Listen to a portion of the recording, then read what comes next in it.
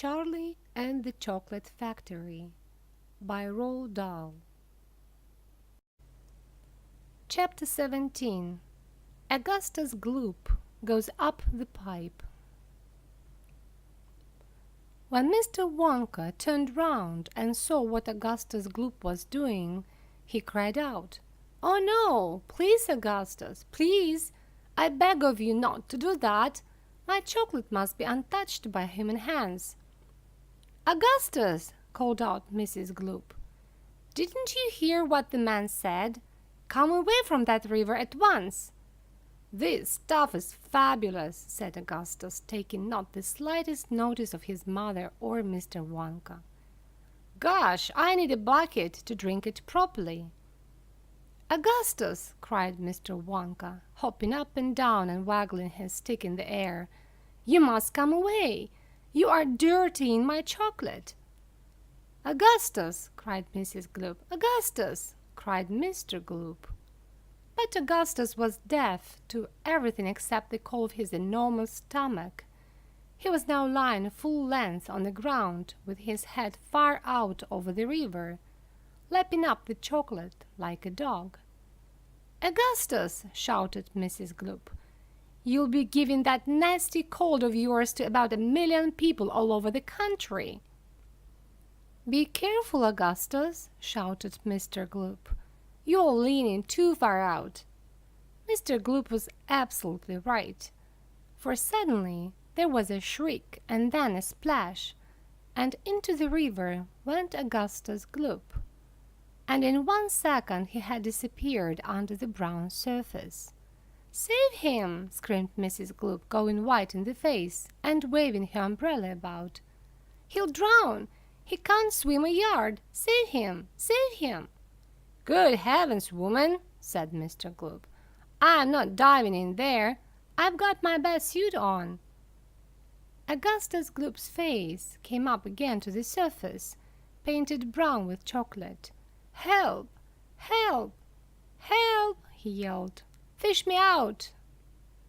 "Don't just stand there!" Mrs. Gloop screamed at Mr. Gloop. "Do something!" "I'm doing something," said Mr. Gloop, who was now taking off his jacket and getting ready to dive into the chocolate.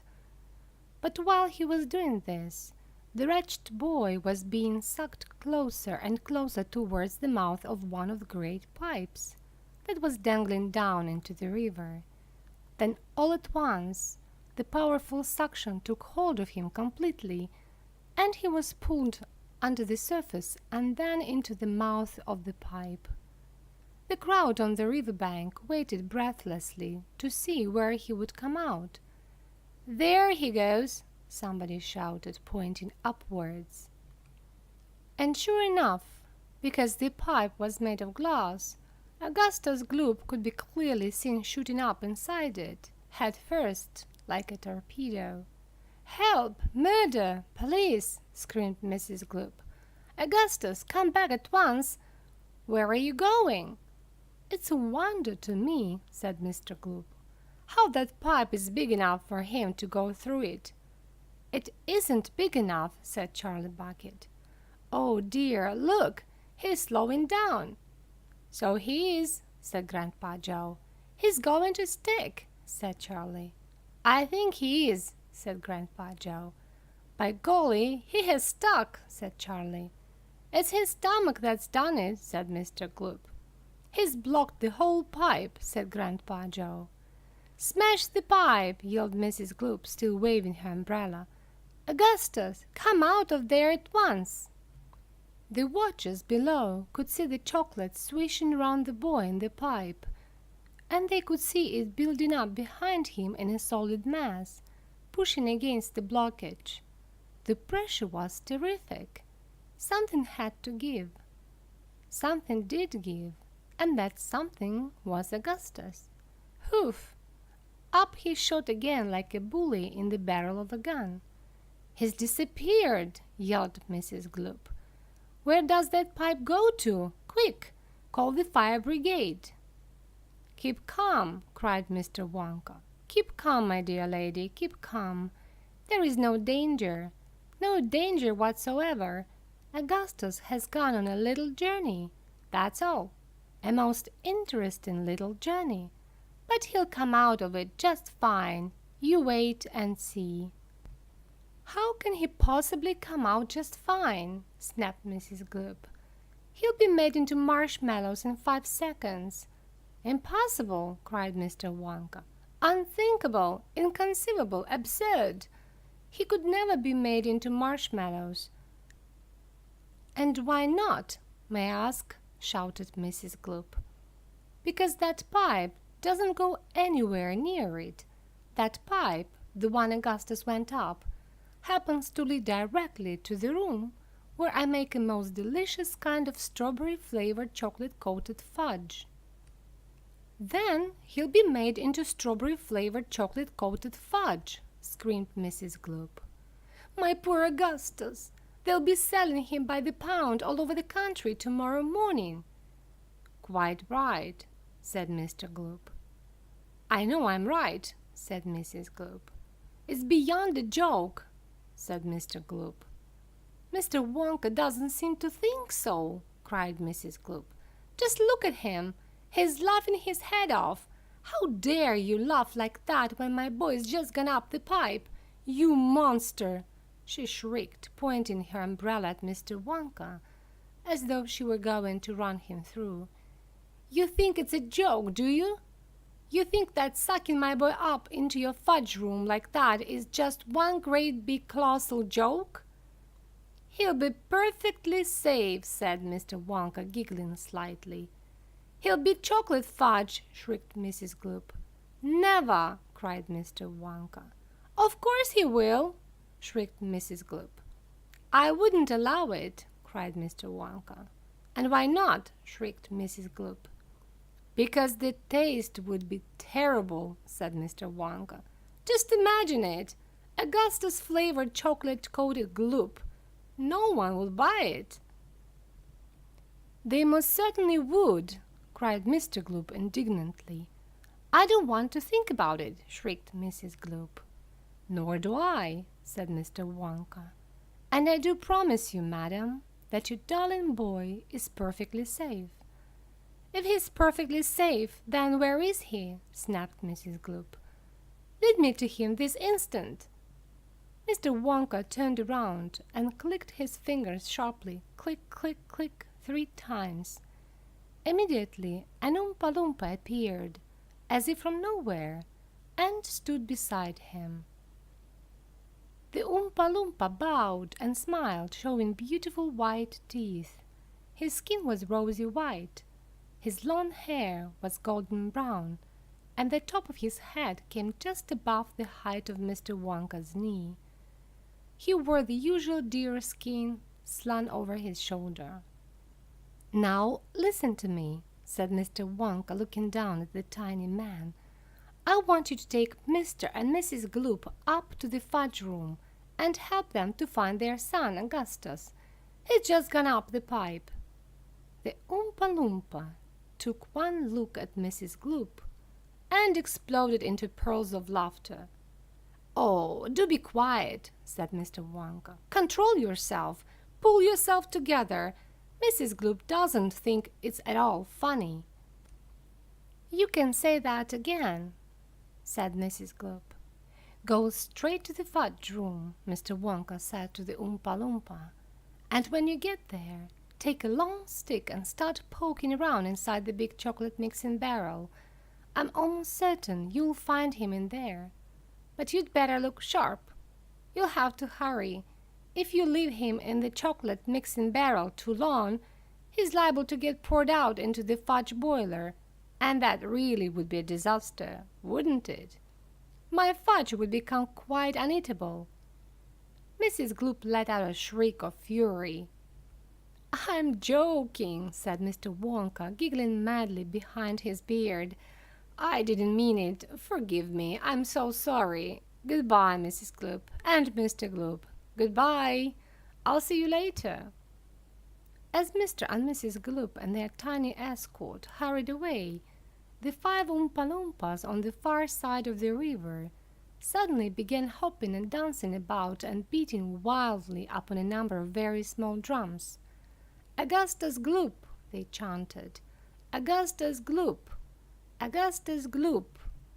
Augustus Gloop!" "Grandpa!" cried Charlie. "Listen to them, Grandpa! What are they doing?" "Shh!" whispered Grandpa Joe. "I think they are going to sing us a song." "Augustus Gloop!" chanted the Oompa Loompas. "Augustus Gloop! Augustus Gloop! The great big greedy nincompoop! How long could we allow this beast to gorge and guzzle, feed and feast on everything he wanted to? Great Scott, it simply wouldn't do! However long this pig might live, we're positive he'd never give even the smallest bit of fun or happiness to anyone. So what we do in cases such as this, we use the gentle touch, and carefully we take the brat and turn him into something that will give great pleasure to us all, a doll, for instance, or a ball, or marbles, or a rocking horse. But this revolting boy, of course, was so unutterably vile, so greedy, foul, and infantile, he left a most disgusting taste inside our mouths, and so in haste we chose a thing that, come what may, would take the nasty taste away. "Come on," we cried, "the time is ripe to send him shooting up the pipe. He has to go, it has to be, and very soon he's going to see, inside the room to which he's gone, some funny things are going on. But don't, dear children, be alarmed. Augustus Gloop will not be harmed, although, of course, we must admit he will be altered quite a bit. He'll be quite changed from what he's been when he goes through the fudge machine. Slowly the wheels go round and round, the cogs begin to grind and pound. 100 knives go slice, slice, slice. We add some sugar, cream, and spice. We boil him for a minute more until we're absolutely sure that all the greed and all the gall is boiled away for once and all. Then out he comes, and now, by grace, a miracle has taken place. This boy, who only just before was loathed by men from shore to shore, this greedy brute, this louse's ear, is loved by people everywhere. For who could hate or bear a grudge against a luscious bit of fudge? "I told you they loved singing," cried Mr. Wonka. "Aren't they delightful? Aren't they charming? But you mustn't believe a word they said. It's all nonsense, every bit of it."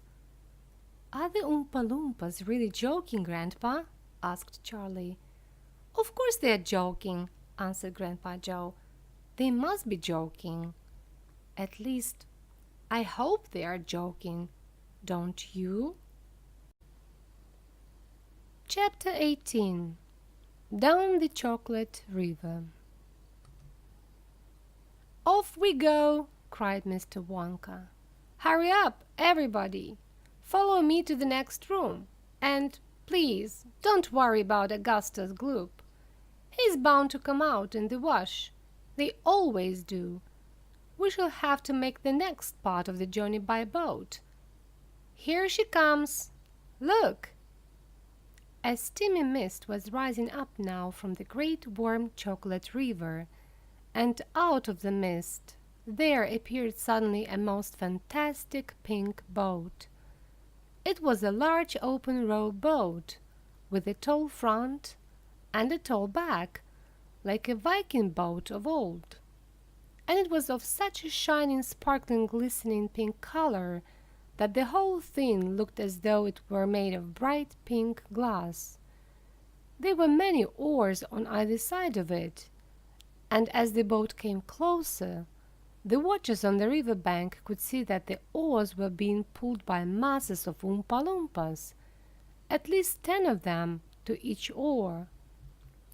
"This is my private yacht," cried Mr. Wonka, beaming with pleasure. I made her by hollowing out an enormous boiled sweet. Isn't she beautiful? See how she comes cutting through the river." The gleaming pink boiled sweet boat glided up to the river bank. 100 Oompa Loompas rested on their oars and stared up at the visitors. Then suddenly, for some reason best known to themselves, they all burst into shrieks of laughter. "What's so funny?" asked Violet Beauregarde. "Oh, don't worry about them," cried Mr. Wonka. "They're always laughing. They think everything's a colossal joke. Jump into the boat, all of you. Come on, hurry up." As soon as everyone was safely in, the Oompa Loompas pushed the boat away from the bank and began to row swiftly downriver. "Hey there, Mike TV!" shouted Mr. Wonka. "Please do not lick the boat with your tongue. It'll only make it sticky." "Daddy," said Veruca Salt, "I want a boat like this.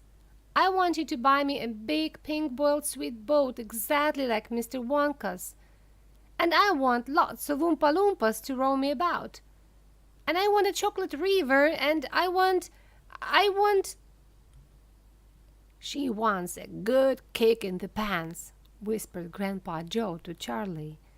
The old man was sitting in the back of the boat, and little Charlie Bucket was right beside him. Charlie was holding tightly on to his grandfather's bony old hand. He was in a whirl of excitement.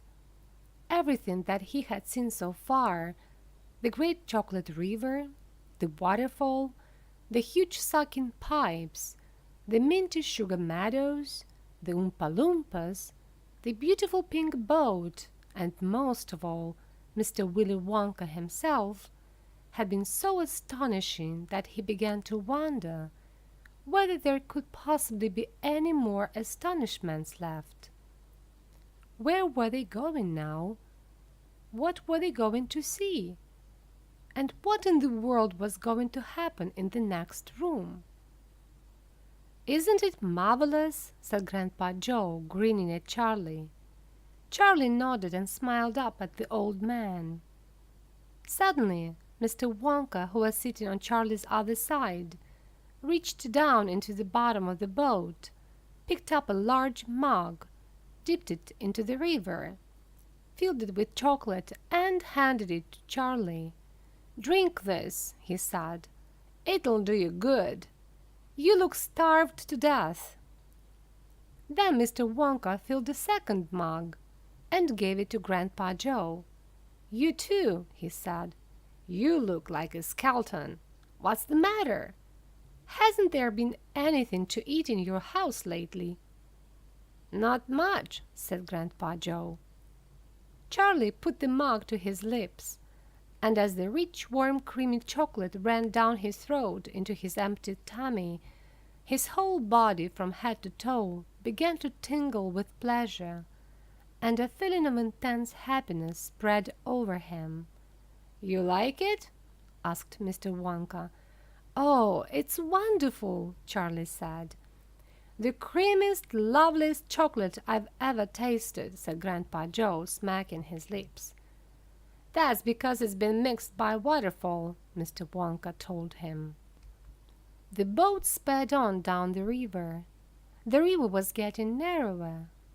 There was some kind of a dark tunnel ahead, a great round tunnel that looked like an enormous pipe, and the river was running right into the tunnel. And so was the boat. "Row on!" shouted Mr. Wonka, jumping up and waving his stick in the air. "Full speed ahead!" And with the Oompa Loompas rowing faster than ever, the boat shot into the pitch-dark tunnel, and all the passengers screamed with excitement. "How can they see where they're going?" shrieked Violet Beauregarde in the darkness. "There is no knowing where they're going," cried Mr. Wonka, hooting with laughter. "There is no earthly way of knowing which direction they are going. There is no knowing where they are rowing, or which way the river's flowing. Not a speck of light is showing, so the danger must be growing, for the rowers keep on rowing, and they're certainly not showing any signs that they're slowing. "He's gone off his rocker!" shouted one of the fathers aghast, and the other parents joined in the chorus of frightened shouting.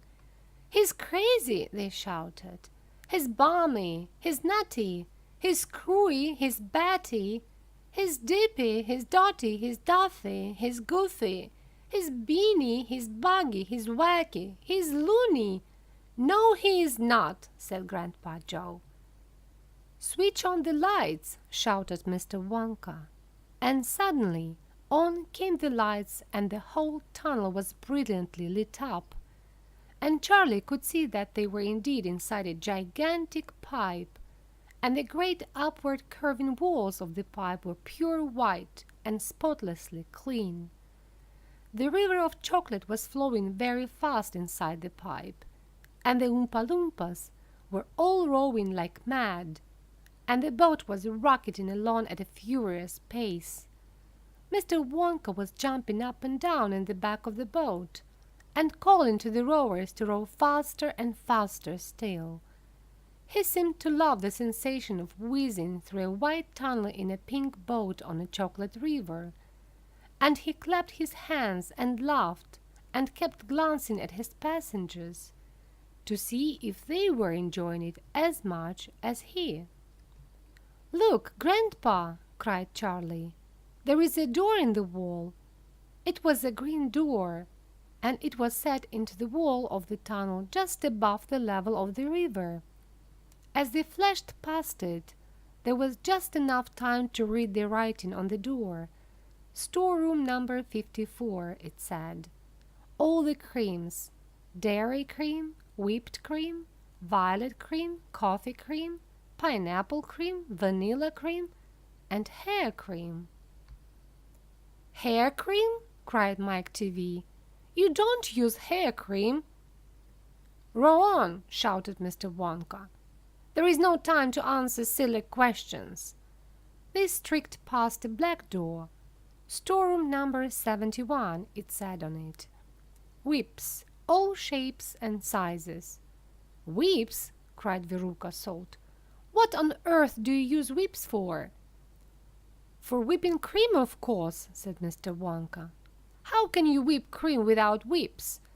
Whipped cream isn't whipped cream at all, unless it's been whipped with whips. Just as a poached egg isn't a poached egg, unless it's been stolen from the woods in the dead of night. Row on, please." They passed a yellow door on which it said, "Storeroom number 77, all the beans, cacao beans, coffee beans, jelly beans, and has-beens." "Has-beens?" cried Violet Beauregarde. "You are one yourself," said Mr. Wonka. "There is no time for arguing. Press on! Press on!" But 5 seconds later, when a bright red door came into sight ahead, he suddenly waved his gold-topped cane in the air and shouted, "Stop the boat!" Chapter 19. The Inventing Room. Everlasting gobstoppers and hair toffee. When Mr. Wonka shouted, "Stop the boat," the Oompa Loompas jumped their oars into the river and backed water furiously. The boat stopped. The Oompa Loompas guided the boat alongside the red door. On the door it said, "Inventing Room. Private. Keep out." Mr. Wonka took a key from his pocket, leaned over the side of the boat, and put the key into the keyhole. "This is the most important room in the entire factory," he said. "All my most secret new inventions are cooking and simmering in here. Old Fickelgruber would give his front teeth to be allowed inside just for 3 minutes. So would Prodnose and Slugworth and all the other rotten chocolate makers. But now, listen to me. I want no messing about when you go in, no touching, no meddling, and no tasting. Is that agreed?" "Yes, yes," the children cried. "We won't touch a thing."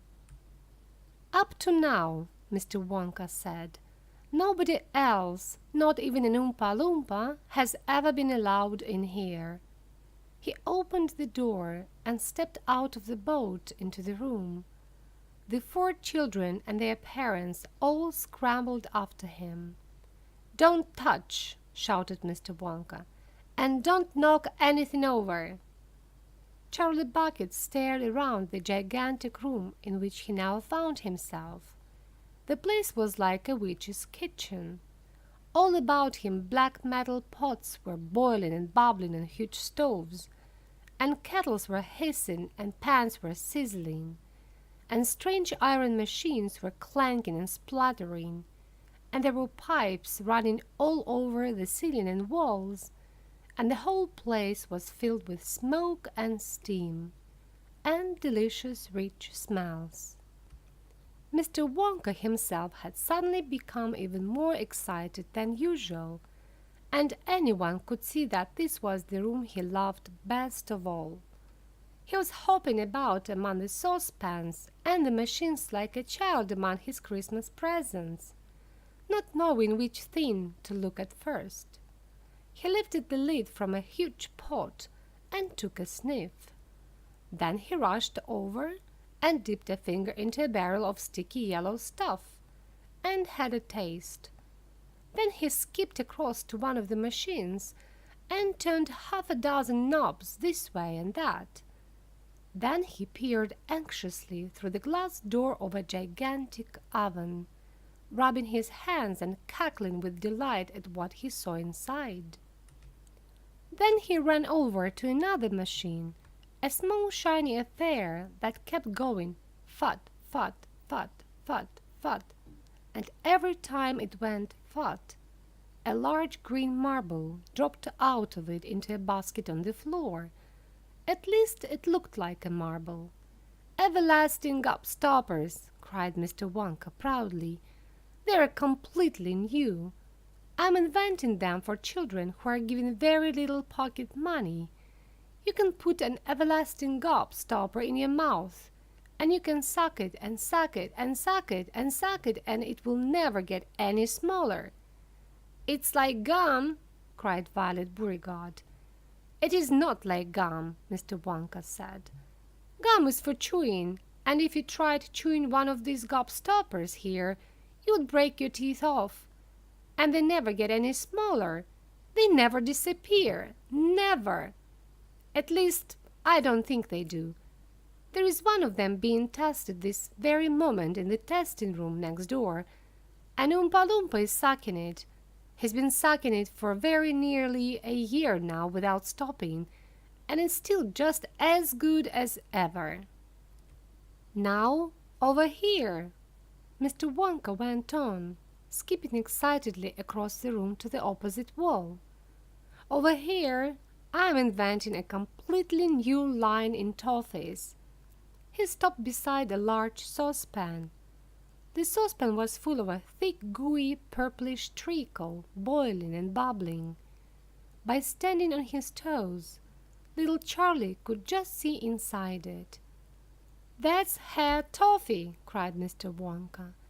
"You eat just one tiny bit of that, and in exactly half an hour a brand new, luscious, thick, silky, beautiful crop of hair will start growing out all over the top of your head, and a mustache, and a beard."